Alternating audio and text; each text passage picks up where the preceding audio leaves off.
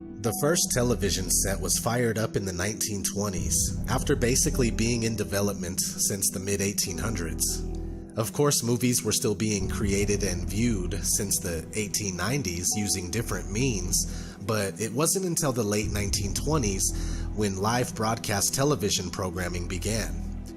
The first American news broadcast was in 1930. Since then, we have been heavily brainwashed and dumbed down, and now there are more TVs than people in the average American household. The same goes for Canada, the United Kingdom, and many other countries. If we're not watching TV on our TV, then we're watching it on our phones, our tablets, our computers. We're constantly saturated in mainstream media content and subjected to numerous techniques for mental conditioning. The following video is an attempt at helping you understand some of these techniques. Being aware of what's happening and fully acknowledging it is the only way to free yourself from it. This is ODD TV. Thanks for watching.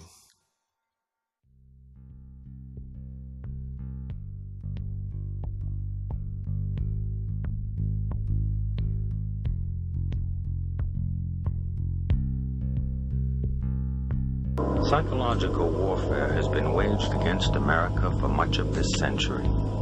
This war for the mind of the public has been facilitated by the emergence of mass media and the transformation of American education by behavioral psychologists.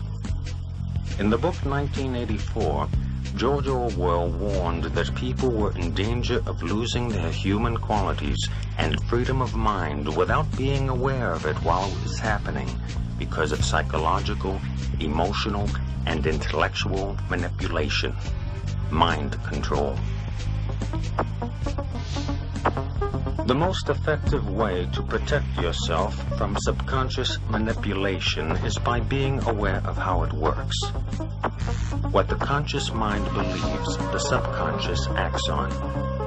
It works like programming a computer. Information is fed into a computer, and the computer acts on it. However, if the information fed into the computer is wrong, it still acts on it. If a person believes something that is not true, the memory banks of the subconscious mind do not correct the error, but act on it. The theory of cognitive dissonance holds that the mind automatically and involuntarily rejects information not in line with previously accepted thoughts and beliefs. Watching television often produces an altered state of consciousness.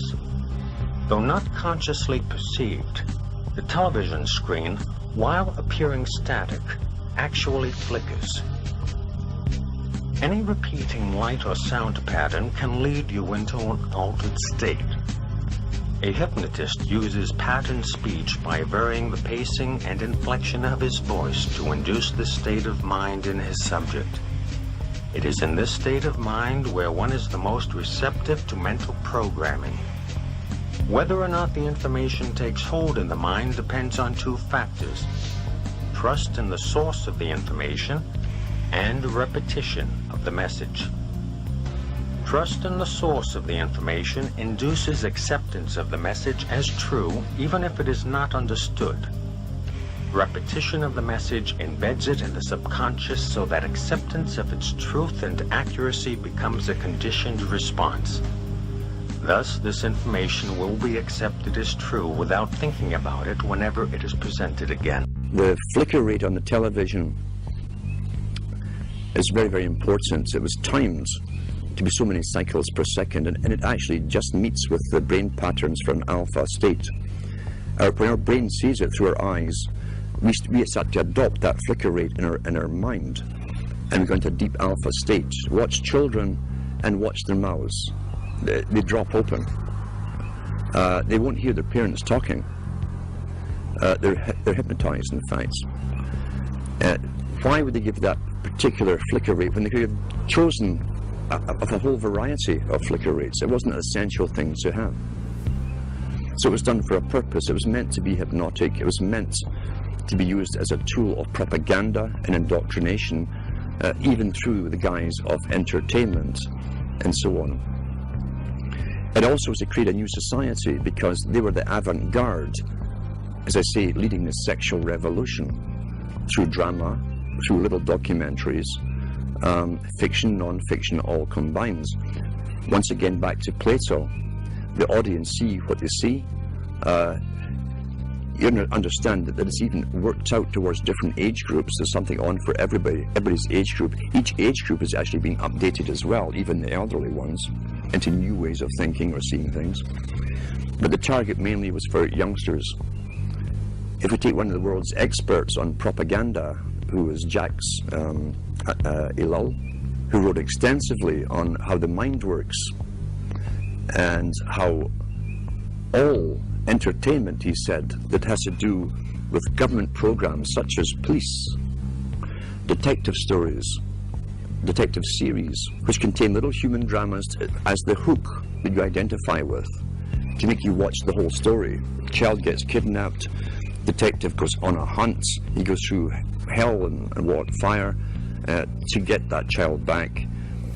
You identify with the hero if you're a male, you identify with the heroine if you're female. And that's the hook to get you to watch them. But what he said was, all dramas to do with police, or even the military in movies, are pure propaganda. Pure propaganda. The human story is just the bait to make you watch through it, to get you to identify with it. Because once again, there's always a message left somewhere in the movie. It might even be a message that's against your own morality. It could be where the cop, for instance, does sleep with this beautiful woman while his wife was at home, and it's all part of the story, and even tell you why he did this. He was feeling down that day, blah, blah, blah. And so you've just again altered your viewpoints on how you yourself might behave in that situation. And that sometimes that kind of thing can be justified. That's how you're downloaded through entertainment. It's there to alter and direct and always upgrade into another step of the direction that the entire culture for someone else's purpose. Let's talk about the effects of the alpha state first of all. Recent articles I've even read on the air from various science studies show you that even when you switch off television, you remain in that alpha state for maybe 45 minutes to an hour, sometimes longer, depending how long you've been watching it. With high definition, again, why would a president of a country mandate that all TVs had to go high definition? Is it because he really cares so much about your happiness? And he wants better quality for you? Or is there another reason for it? Well, I'm sure the effects of the old flicker rates and what it did will also be incorporated in high definition, but with even more added benefits for bringing you into a complete hypnotic state. How do you wake someone up who's addicted to television? You can't. Very, very simple.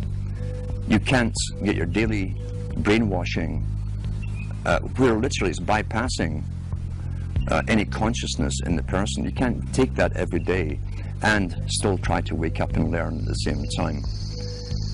I've known people who've gone through complete withdrawal from television and gone into depressions because their entire routine is broken. They also have time on their hands, which is a big aspect of control, remember too.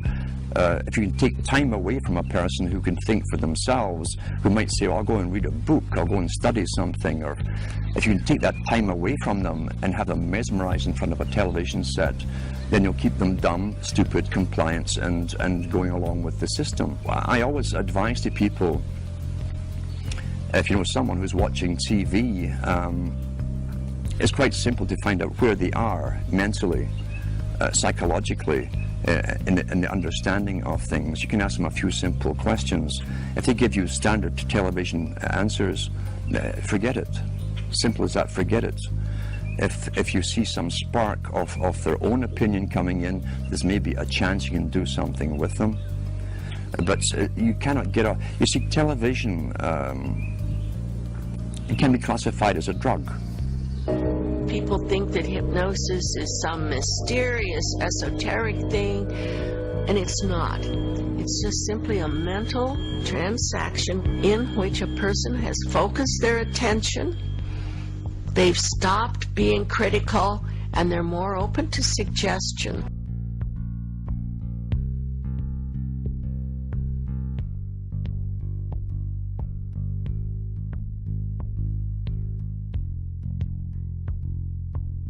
we're going to start by playing the national anthem, which was the sign-off on television stations across the nation back in the 1960s.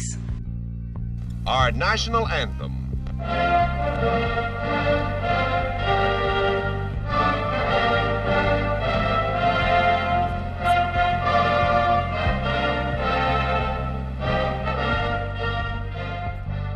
Now we're going to go ahead and watch this national anthem again, only this time we're going to watch it slowed way down. Tell me if you notice anything different from the last time you watched it.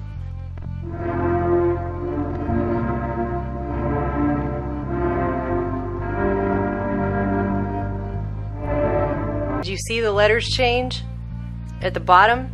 Let's watch it again in even slower frame by frame motion.